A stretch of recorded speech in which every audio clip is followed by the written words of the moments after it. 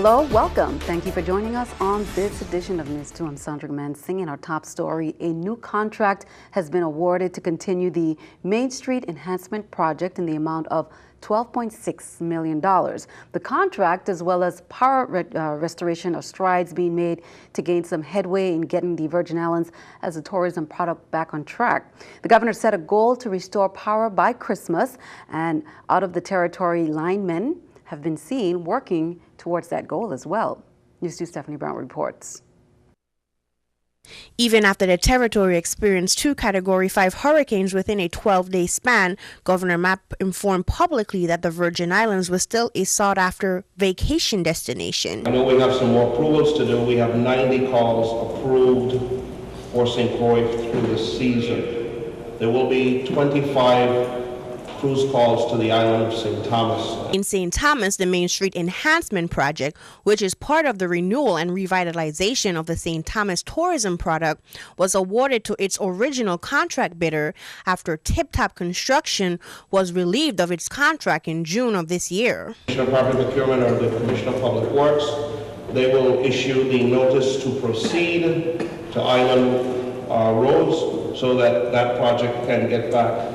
In order to facilitate tourism in the territory, which is the Virgin Islands' driving revenue force, Governor Mapp had previously stated that he had a goal of restoring 90% of the territory's power by Christmas. I want to thank the Commissioner of Tourism and her team and private sector, Royal Caribbean Cruise Line, for their team that they sent to the Virgin Islands and donated to help put a lot of areas and issues together. Linemen from Connecticut and New York and neighboring states are currently in the territory to make that happen. On St. Croix, residents in the Harborview apartment complex, located near the Five Corners Restoration Point, celebrated the return of power.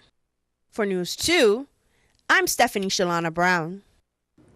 Well, the governor emphasized in a press conference that residents should try to repair their weatherheads as soon as possible to facilitate electrical connections to their homes. Well, last week we shared this. Representatives from the cruise industry visited the territory to discuss returning cruise ship traffic, which will resume early in November. The government is working closely with downtown real estate and retailers to make this happen. Water Transit in the USVI and to the British Virgin Islands is operating in conjunction with the current curfews. Well, here's a revised plan update on hotel properties that are ready to open in 2017, and that includes Lindbergh Bay Hotel and Villas, Maffley Hotel, Island View Guest House, Windward Passage Hotel, Gallows Point Resort, and St. Croix Accommodations. Properties projected to open in 2018 include Emerald Beach Resort, Marriott Frenchman's Cove, and that's in February, Emerald Beach in January, Margaritaville Beach Vacation Club in Wyndham, that's in February, Ritz-Carlton Club St. Thomas in February, Belongo Bay Beach Resort in June, the Ritz-Carlton St. Thomas October, and the Westin St. John Resort and Villas October. Properties projected to be closed until 2019 include the Elysian Beach Resort, early 2019, Bluebirds Beach Club, early 2019, Frenchman's Reef and Morningstar Marriott Beach Resort, Sugar Bay Resort and Spa, and Canil Bay Resort, and Flamboyant on the Bay Resort and Villas. Well, the St. Thomas St. John Chamber of Commerce, the Chamber Board of Directors, they're thanking all the local and federal governments, their employees, not-for-profit organizations, as well as relief organizations, and the private sectors for their efforts to assist with the recovery. Now, speaking on behalf of the Chamber Board, President Sebastiano Paiwanski Casanelli, he stated that the Chamber's membership feels strongly that there are 3 key areas that must be immediately addressed, which include fully repaired and operational airports, port facilities able to receive cargo and cruise ships, and the restoration of power territory-wide. They say the key issue now which stands out is the condition of the heavily trafficked roadways to the most popular tourist destination, as well as key roadways for residents, most notably the downed power lines and also the roadside debris. He said our specific recommendations for immediate action are as follows. The sunken dry dock at Crown Bay must be removed to ensure the Oasis-class ships can dock safely, which is currently being addressed. Skyline, remove all overhanging poles, wires, and clear debris from the route. not a bridge, level the road at the intersection and fill the potholes. They say this roadway impacts all traffic on the east end. Red Hook to Sapphire, clear debris from the road. They say if we clear this area, we can be able to operate the majority of the Island Beach excursions. Work with the National Park to clear roads on Trunk Bay and the beach. St. John is essential, of course, to the visitor experience. Emancipation Park, Back Street, Main Street, and the waterfront. All these areas need to be washed down, they say, by the fire department to ensure clean conditions, continuation of the Megan's Bay restoration effort. Now, Joe's Bars and Grill on St. Croix, they operate the Sunny Isle area in St. Croix and was one of the restaurants that was able to provide service shortly after Hurricane Maria hit. But it hasn't been easy for Joe and his employees. Amongst other things, Joe stated that running a generator has double his monthly electricity costs. However, he is thankful to be operating. Here's more. I'll tell you, the hardest thing was getting all the product we needed and then getting our employees to work on time so that we could have food to open up and start at 12 o'clock. Situation where everybody is just really tired, having to take care of their own families and their own homes. So it's very, very hard for everybody. I think everybody's struggling, and if we all work together, I think we'll get through it much quicker. You know, I think it'll grow better than where we were before. You know, I think that things are finally starting to come around. We're getting more and more people coming into the restaurant now. People are knowing that other restaurants as well as us are open, which was something that was pretty hard with no cell service or computer service. The other thing that we love is that with all the additional people on island, military, you know, it's been doing a great job for us, as well as all the linemen that are now doing the roads and doing the electric as well as the telephone poles going up. That's been fantastic, you know. So now we're expanding our menu a little bit. Senate President Myron Jackson, in conjunction with the Virgin Islands delegate to Congress, Stacey Plaskett, they arranged to have a sit-down interview where the meeting of minds of the senators could weigh in on the critical financial issues facing the territory. Now, the first meeting was held in St. Thomas, and that was on Wednesday, October 18th, and a follow-up with a second meeting on Thursday in the delegate's office in Frederiksted, St. Croix. The meeting was closed door and afforded St. Croix senators an update on the 180-day window of opportunity for the territory to apply for disaster assistance via federal funds that are available to areas devastated by natural disasters in the U.S. Senators outlined major areas of concern for the territory, such as health care, the status of relocated patients and their continued care, education, energy, transportation, and various other issues that they say have negatively impacted the territory. The deadline for getting federal aid during this cycle that was instituted by Congress is drawing near, and a clear financial plan of justification needs to be developed. Senators are seeking to have a meeting with Governor Mapp in order to create a uniform mindset on the critical areas that could be addressed by this funding.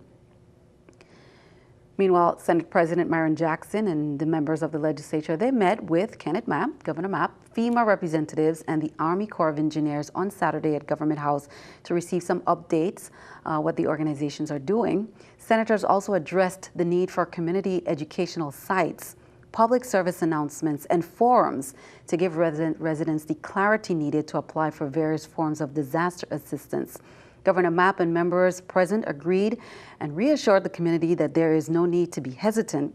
Providing accurate information and the required documentation will prevent any penalties after disbursements are made. Other concerns brought up were regarding the road and capital projects, healthcare, and the fiscal year 2018 budget. Members present in the meeting on Saturday were Senate President Myron Jackson, Marvin Blyden, Senators Dwayne DeGraff, Jean Ford, Novelle Francis, Alicia Chucky Henson, Senators Neville James, Jeanette Millen-Young, Positive Nelson, Samuel Sanes, Janelle Saru, and Kurt Violet. Senate President Jackson concluded the meeting hopeful and confirmed that legislative session will be held next month. Well, it was back to school for some students on St. Croix this morning. The Office of the Insular Superintendent, St. Thomas St. John District, announces that there will be a mandatory training for all school social workers, nurses, psychologists, attendants, and guidance counselors at the Lockhart Elementary School on Tuesday, October 24th at 8 a.m. Dr. Vincentia Paul Constantin and Associates will facilitate the training on helping professionals coping with students, parents, and educational stakeholders after a natural disaster.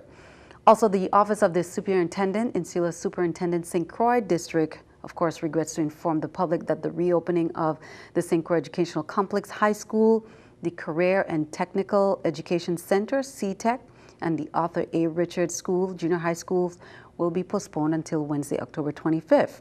They say attempts to relocate shelter residents temporarily housed on the campus were unsuccessful. Once shelter occupants are vacated, the school will reopen for instruction. Faculty and staff are asked to report to the school for routine sign-in. Be sure to count on 2. We will keep you updated. You can also log on to the education's website and Facebook pages for all the updates. Well, in Levittown, a suburb of West San Juan, residents say they started piling trash on the sidewalk the day after Hurricane Maria hit, per instructions from government officials. Waterlogged couches, televisions, refrigerators commingled with toys, clothing, and books. The wall of garbage stretched on for blocks, attracting rodents and mosquitoes and raising public health concerns. Finally, after weeks of waiting, cleanup, they say, is underway in Levittown and elsewhere on the island. Experts have warned of potentially devastating impacts from Maria on the island's precarious infrastructure. Puerto Rico's solid waste management system has been on the brink for years. According to the Environmental Protection Agency, 1 year before Hurricane Maria made landfall, most of Puerto Rico's 29 operating landfills were beyond capacity, and nearly half had been ordered closed amid concerns over risks posed to nearby soil and groundwater. Following the storm, as the island begins to clean up, they say the problem is even worse. By some estimates, Puerto Rico is generating several times the amount of garbage it had been sending to the landfill previously. Let's take a look at the stock market watch at the New York Stock Exchange. According to the numbers, we can see everything down. The Dow 54, NASDAQ 42, S&P 500 down 10. Coming up on News 2, we have crime reports from the VIPD and other hurricane restoration efforts, as well as WAPA's update, the restoration updates. That and more, it's coming up next.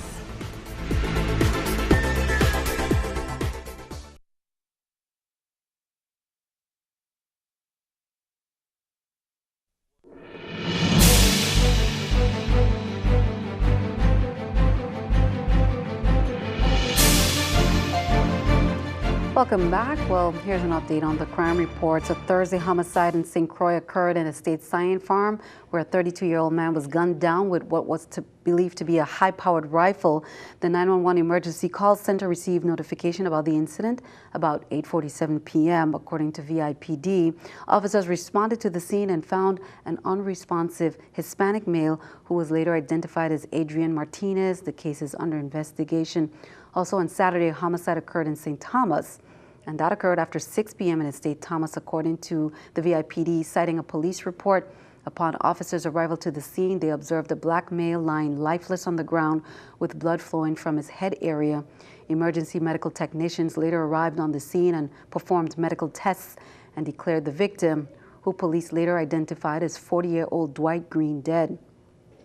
In a follow-up release, the VIPD announced that a suspect named he doesn't have his name at the moment, 27 years of age, turned himself in at 6:30 a.m. Mr. Hendrickson was charged with first-degree murder and remanded to the Bureau of Corrections pending his advice hearings. Finally, at approximately 1:41, the 911 emergency call center was notified of several shots that were fired in the Scott-Free area in St. Thomas. The resident who called police also reported that a male was seen lying on the ground. Officers hustled to the location where they met Bryson Isaac, 21, with multiple gunshot wounds about his body. Mr. Isaac was transported to the Schneider Regional Medical Center's emergency room, where he succumbed to his injuries. The VIPD is asking anyone with information that may lead to the arrest of suspects to call the Criminal Investigation Bureau 340-774-2211 or contact Crime Stoppers USVI with your tip. Well, a lot of progress to report from WAPA over the weekend. Again, as we mentioned earlier, Governor Mapp reemphasized that residents should try to repair their weatherheads as soon as possible to facilitate the electrical connections to homes. Power restoration teams maintain their goal of restoring electricity to 90% of the territory by Christmas. Here's John Grillo with a restoration update. Next week, line department crews will work to restore primary circuits in the following areas. On St. Croix, feeder 1A will bring additional service to customers on Company Street, Hotel on the Quay, and up to Canagata Ballpark. Work will continue on feeder 5A along Queen Mary Highway, Sunny Isle Shopping Center, and some restoration of customers in the Cyan Farm area. And on feeder 8B from Hannah's Rest to the post office in Frederickstead. On Saturday, a section of feeder 6A was prepared to be re-energized from the power plant towards the LBJ lift station. On St. John, crews will work to energize portions of feeders 7E and 9E with emphasis on downtown Cruz Bay, Mongoose Junction, and Dolphin Market. On St. Thomas, work will continue on feeder 7A, with service being restored from Niski Center to portions of Estate Altona, on feeder 6A in the Lindbergh Bay area, on 7C from Tutu Park Mall to the top of Cassie Hill via Four Winds, including the Joseph Gomez Elementary School, on feeder 9C from Fort Milliner to Turpentine Run via Brookman Road, as well as on portions of feeders 8B, 9B, 9D, and 10B, to include portions of Hospital Ground, Estate Thomas, Thomasville, and Bovoni, the Clinton Phipps Racetrack, and the Bertha Bushalty Middle School. Over the last 2 days, crews have energized portions of Feeder 10A, including offices of the VI Housing Finance Authority, Waste Management Authority, and the Hurley Funeral Home, as well as some customers on the main roadway leading to the Cancroyne Junior High School. The Water and Power Authority advises residents that it is necessary to shut off standby generators when line crews are in your neighborhood restoring electrical service. A standby generator has the potential to backfeed electricity to the grid, which poses a severe safety risk to restoration crews. Well, here's a FEMA update. Thanks for that, John. Like all disaster recovery centers in the VI, a new center opened from 8 a.m. to 5 p.m. daily until further notice, and that is the Tutu Park Mall in the Tutu Park Mall Suite 233 rather. Disaster recovery centers, as we remind you, they offer one-on-one support to homeowners, renters, and small business owners as a result of the major disaster declaration stemming from the hurricanes. Recovery specialists from the Federal Emergency Management Agency and the U.S. Small Business Administration, they are available to help survivors register for assistance, provide information on the federal aid available, and answer questions. The other two recovery centers are in St. Thomas, the new hotel company Omar Brown Fire Station, and the Bordeaux Farmers Market in Estate Bordeaux. Survivors with connectivity may register with FEMA for assistance at disasterassistance.gov or by calling 800-621-3362. Also, we shared last week FEMA is looking to hire human relations personnel. They were out in St. Thomas and St. Croix over the weekend, and we'll be doing one more day of that. Candidates can fill out some applications and drop off resumes at the Department of Labor, St. Thomas and St. Croix, 10 to 4, and St. John at the St. John Legislature, an additional day, Tuesday, October 24th, from 10 to 2 p.m. The Federal Emergency Management Agency is hiring dozens of U.S. Virgin Islanders as temporary employees to help the territory's recovery from both Hurricanes Irma and Maria. Positions will be available on St. Croix, St. Thomas, and St. John. Here's more. The centers are set up within the communities that have been affected to make the areas accessible to folks that may not be able to travel long distances. Here at the centers, we will have folks from our individual assistance program that will be able to assist you once you've registered, and they'll be able to find out what the status of your claim is. We'll be able to find out when an inspector may be coming out to your property, or if you have any questions or concerns regarding a letter that you may have received from FEMA, we'll be able to help you with that to find out out exactly what the reason for the letter is, or if you've been denied, what the pitfalls are or what the reasons are that you may need to write an appeal. If indeed you have to write an appeal, we have folks here that can assist you in that process. We also have our partner agency, the Small Business Administration, here to help you through that process too if you need to fill out a loan application. Additionally, we have our disaster survivor assistance teams here as well to be able to help you register when you come in so you don't have to wait to do that. Well, any workers that are in the area that are interested in getting any FEMA type jobs that to help us with the local recovery efforts that are going on in these communities are welcome to come by, fill out applications, drop off resumes at any of the sites that we have set up in St. John, St. Croix, and St. Thomas. Today, they will be in St. John over at the Legislative Building from 10 to 2, and in St. Thomas and St. Croix, they will be at the Department of Labor from 10 to 4 on Monday and Tuesday. They will have human resources personnel there that will help you fill out applications and will also take your resumes. Later in the week, they will be contacting you to let you know when we will start the interview process, and they will set up those interviews at that time. Now, survivors can also send resumes to FEMA-workforce-caribbean@fema.dhs.gov. FEMA will call or email selected applicants to schedule an interview for next week or this week.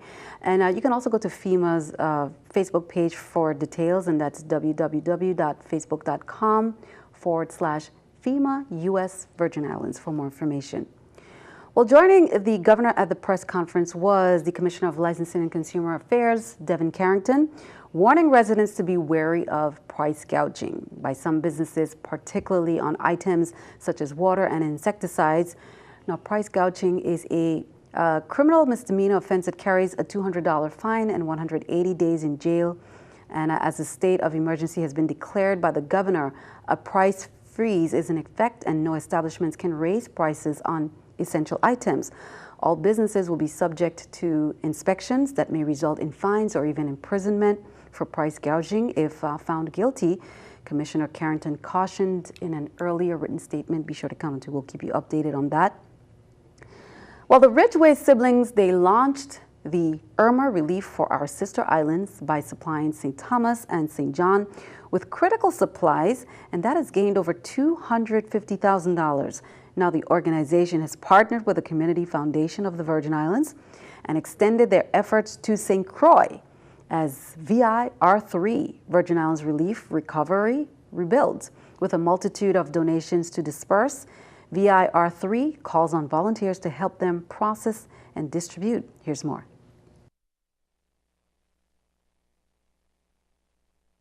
Well, what I'd like to talk about today is the donation of Duracell batteries. One of our friends that used to live here in St. Croix, Becca Mendelson Houston, is now in Middle Tennessee, and she's been working with the Community Foundation of Middle Tennessee and speaking with Duracell, and they were able to give us a donation, a very large donation of C and D batteries.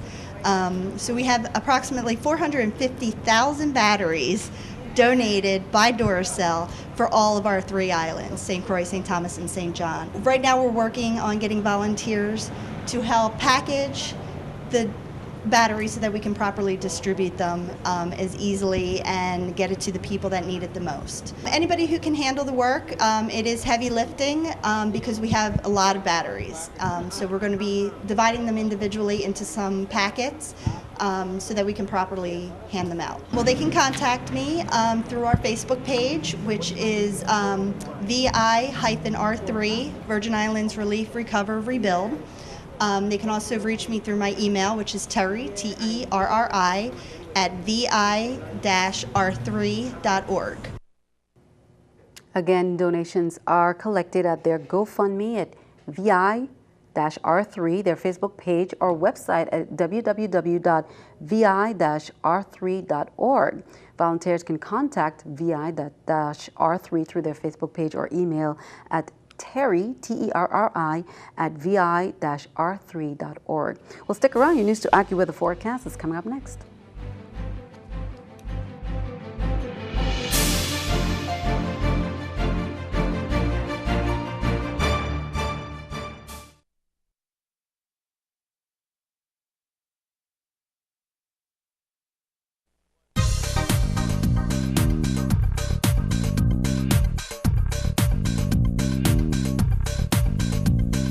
There have been some heavy showers in parts of Puerto Rico earlier this afternoon, but for most of the crowd across the U.S. Virgin Islands, we are in better shape with just a few fleeting sprinkles and showers in a few areas. Nothing too terribly heavy. Here's the satellite showing where the big clouds are, and you can see that plume of tall clouds across southwestern Puerto Rico. That's been the spot where there has been a little bit of minor flooding today.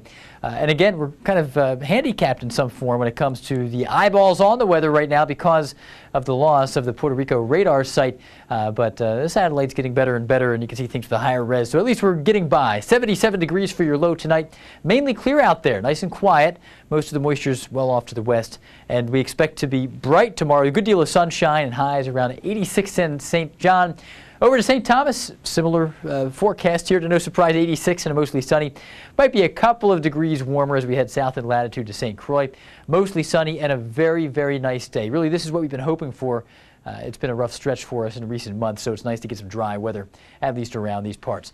Waves are going to be very similar on the north side as well as the south side. 3 to 5 footers, a little bit of a roll there for the waves or for the boats. If you're going to be out fishing or whatever, you'll notice a little bit of a chop, but we have certainly seen worse. And winds in both cases 10 to 15 knots out there. No advisories at this point. As we look at the extended forecast, again, the dry weather will continue through Tuesday. That looks real nice. And then we'll begin to introduce the stray showers that return, and they will sneak back into the forecast on Wednesday. Highs still around 86. Good deal of sunshine Thursday, and then a few stray showers will break out. And we'll continue with that general theme here through Friday and Saturday. Highs consistently in the 86 degree, falling to 85 degree range, and we'll be into the upper 70s and eventually mid 70s for lows. When it comes to tropical development, there's nothing too threatening, but we'll keep an eye on a disturbance in the southwestern Caribbean at the end of the week. Back to you, Sandy. Thanks for that. Let's take a look at our NEWS2 weather picture there by Jacoy Kadek, second grader, representing E. Benjamin Oliver Elementary School. Typical VI picture, postcard quality there, Jacoy. Thank you for the ray of sunshine. Send us your NEWS2 weather picture to the address on the screen, NEWS2 via 4611 Tutu Park Suite 300, St. Thomas VI 00802. That is all for this edition. We'd like to thank you for joining us for all the latest. I'm Sandra Gaman Singh. We will see you next time.